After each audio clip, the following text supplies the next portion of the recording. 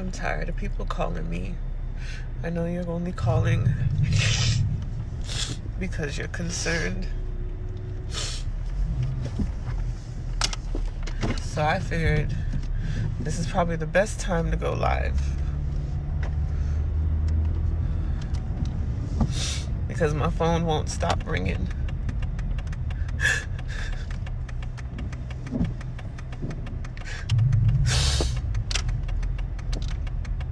A few days ago, Bryce was talking crazy. He kept talking about the signs and the symbols. He kept talking about the signs and the symbols that he was seeing all over the place. And that he could see the world for what it really was.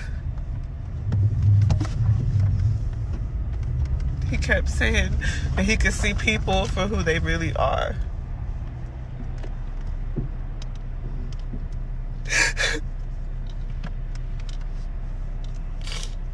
He was happy though. He was talking about his future.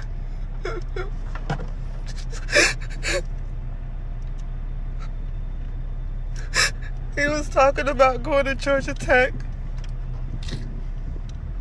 And we were having a lot of spiritual conversations. He had a lot of questions.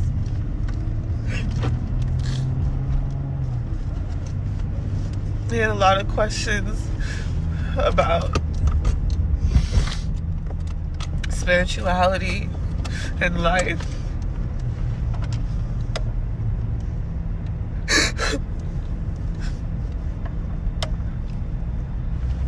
He kept asking me if I was okay or if his brothers were gonna be okay. And I kept telling him, yeah, all day. We sat in the car yesterday because we didn't have anywhere to go. And he sat next to me all day just talking.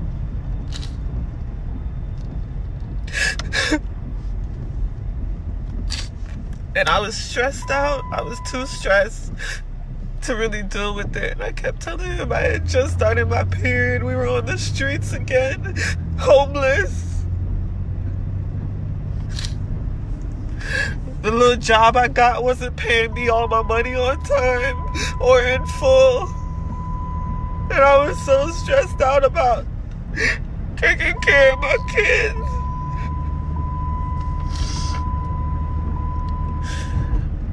Around 10 o'clock last night, I finally got us a hotel room. But we still had to wait for Brayden to finish working. We were parked behind Brayden's job waiting for him to finish working. And I told him, I said, Brayden, Bryce, you have to dig within and fight these demons that you're fighting. I was told him like I wasn't strong enough to help him right now.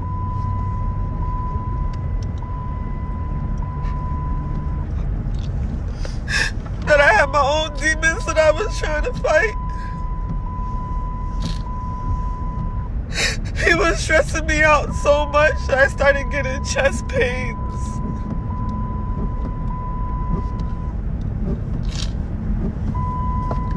When we got to the hotel and the two older boys went upstairs and left me in the car. And I was just trying to decompress because the whole day Bryce was just going.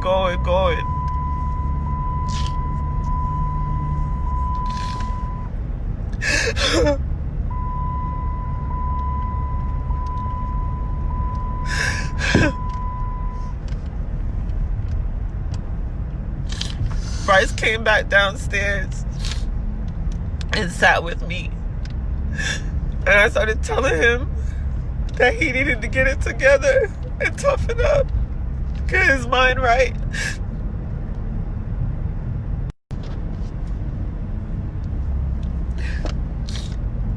He tried to hold my hand, and I told him no, because he had me so upset, so anxious.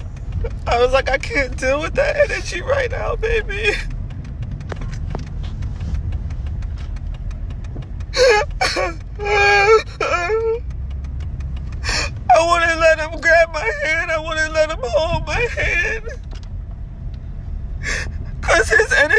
so intense. I could feel the pain in his soul, and it was breaking my heart.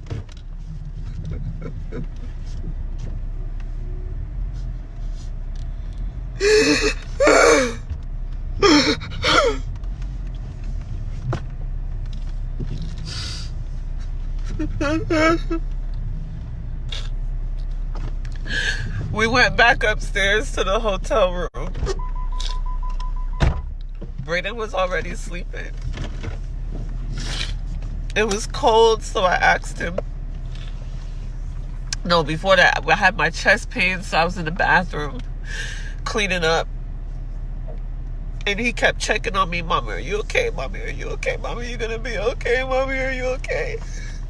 I said, yeah, I just need to calm down, baby. I just need to calm down. After like 30 minutes, I came out the bathroom. And it was so cold in the room. I asked him to go downstairs and get my favorite blanket.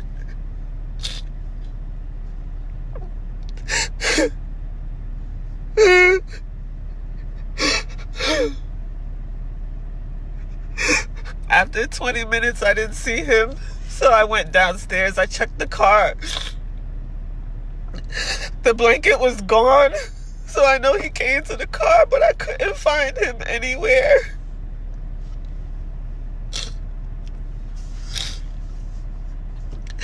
I came back up to the room, and I saw that he left his phone and his wallet and his shoes. I sat there for a minute.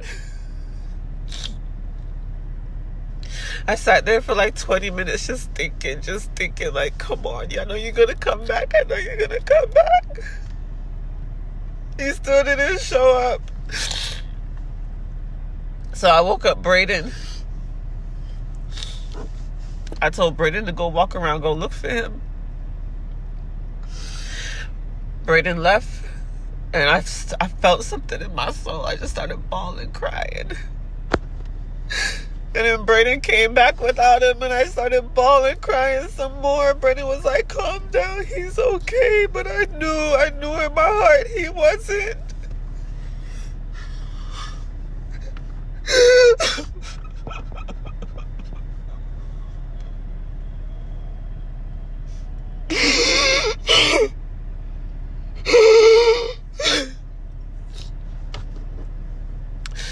His dad, he talked to his dad yesterday, and that's when it got worse. It got worse after he talked to his dad. Before he talked to his dad, he was just talking for a few days, just talking about, just in circles, just talking about life, about the things that we were going through as a family over the last couple of months being homeless, the things that he had to see me go through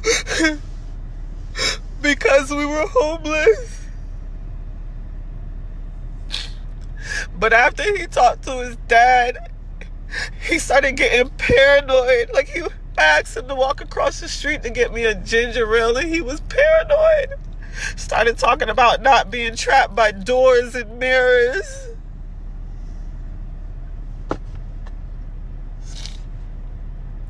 So this morning when he disappeared, I texted his dad, and I was like, I wish you would disappear from our lives forever.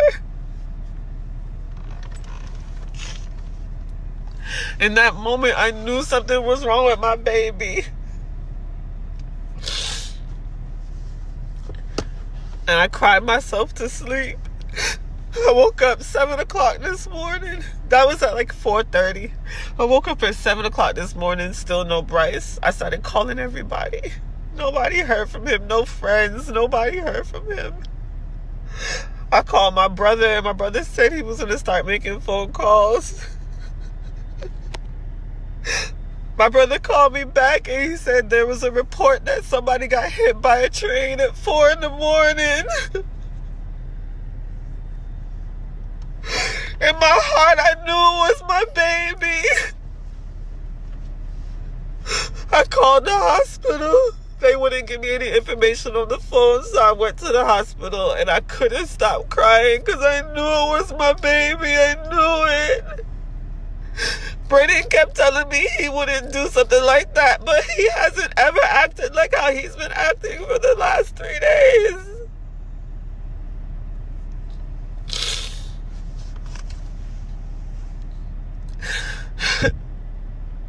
Finally, the nurse walked up to us with a piece of paper in his hand and said, "This is the number of the detective." We ID'd the body and it's Bryce Gowdy. My baby walked in front of a train and killed himself. Anything else on you? She was on Facebook Live.